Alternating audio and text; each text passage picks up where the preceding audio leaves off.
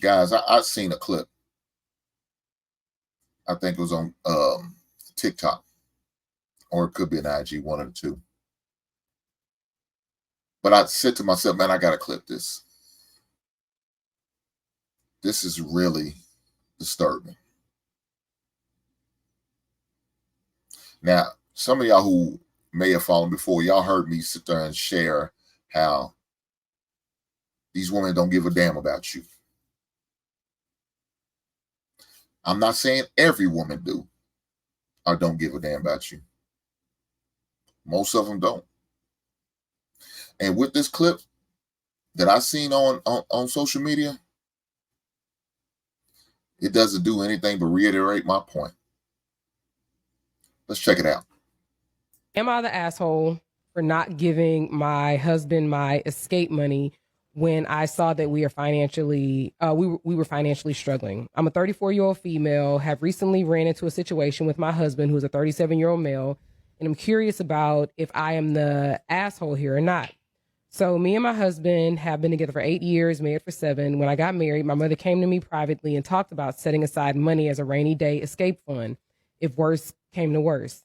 My husband has never showed any signs of being dangerous and rarely even gets upset, but the way my mother talked about it, it seemed like a no-brainer to have. When me and my husband, I really don't like that. When my husband and I got together, we agreed I would be a stay-at-home wife. We are both child-free, so that was never a concern. My husband made a comfortable mid-six-figure salary. All was good until about 2 years ago. He was injured at work in a near-fatal accident. Between hospital bills and a lawsuit that we lost that ate up nearly all of our savings, I took a part-time job while my husband was recovering. But when he fully recovered, we transitioned back into me being unemployed as my husband insisted that it was his role to provide. He currently is working 2 full-time jobs and Ubers on his off days to keep us afloat. Here is where I might be the asshole. I do all of the expense management and have continued to put money into my escape account, although I significantly decreased from $750 a month to just $200 a month. My husband came home exhausted one night and asked about downsizing because the stress of work was going to kill him. I told him downsizing would not be an option as I had spent many years making our house a home and offered to go back to work. He tried to be nice, but basically told me that me going back to work wouldn't make enough. After an argument, my husband went through our finances to see where we could cut back. He was confused when he saw that I had regular occurring withdrawals leading back years and asked me about it. I broke down and revealed my money to him, My money. which now sits at about $47,000. After I told him all this, he just broke down sobbing. His point of view is that I treated him like a predator and hid money from him for years, even when he was at his lowest. I told him that the money was a precaution I would have taken with any partner and not specific to him. He left the house to stay with his brother and said, I heard him on every possible level, but my mom says this is exactly what the money is for and should bail now. I fucking hate them. that's messed up. I hate all of them. Anyone like that, I dislike you. I despise you. You shouldn't be married. I think it was selfish. That is disturbing. That is very disturbing. And the reason why is because her mother poisoned her with this information of a escape fund, a rainy day fund, get out of a situation fund. If it goes bad or goes left, the hell with the family, the hell with your husband. I'm out. The hell with the vows we took. I'm out. Things that's not going the way I think they should go. I'm out. Look, there was a lot of things said in that video that I don't agree with. First of all, partner. We're not partners because we're not equal. I don't agree with that. Now, I know some people call that. I don't agree with that. I believe in gender roles.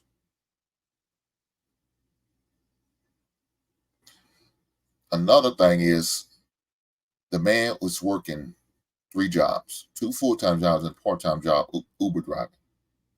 He's working himself to death. And he sit there and told this woman, look, we got to cut down. We got to downsize. And guess what she said? No, that's not going to work for her.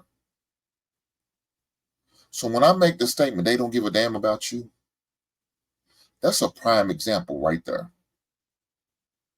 He already had an issue prior. Now he's working 3 jobs and pretty much going to stress himself out trying to maintain that. He honored by saying he wants her to be a stay-at-home mom. Only time she had to do is when he was out, down and out due to a situation. He's back on his feet. Now he's working 3 jobs again. But guess what? He's going to be in another situation if he keeps this up.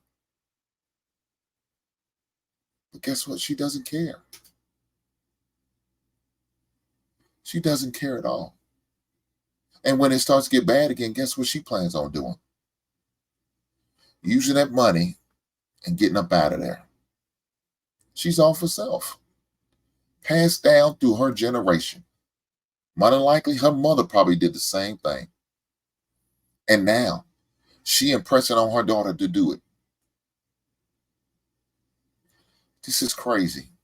So the man, guess what? He said, well, look, she doesn't want to downsize as far as a lifestyle.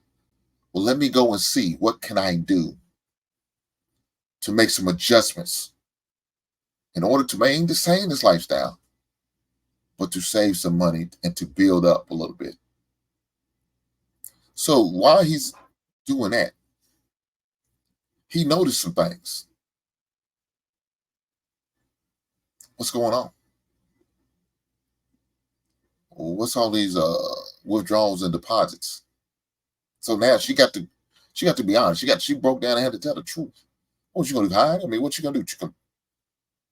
If she bought something, she gonna have to show what she's buying. But instead, she was still stacking. And this man just came to you talking about we need to downsize, and you wasn't with it. Talking about, money's tight, and you know it because you do the finances.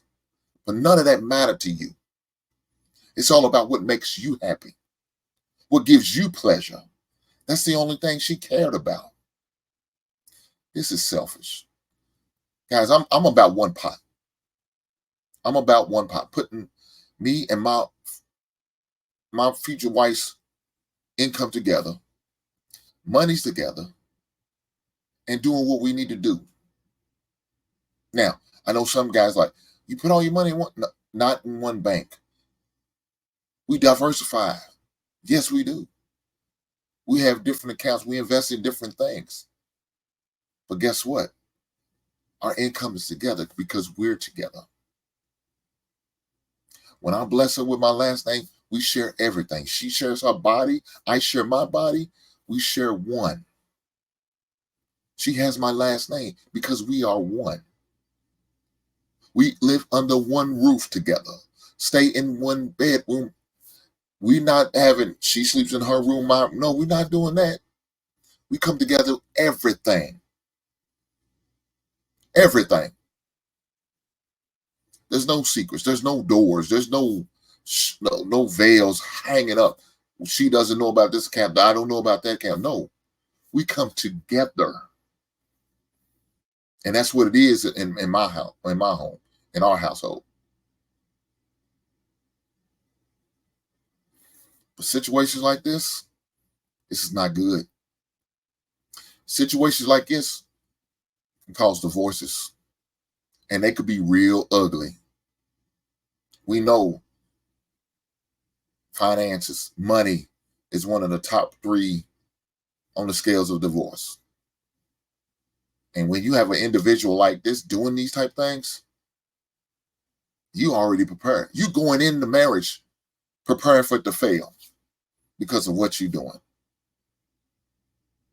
That's not setting yourself up for success. You are not setting yourself up for success. So, guys, I would definitely recommend, if someone tells you to start putting some money day for a rainy day fund, You tell him to go to hell and you get up out of there.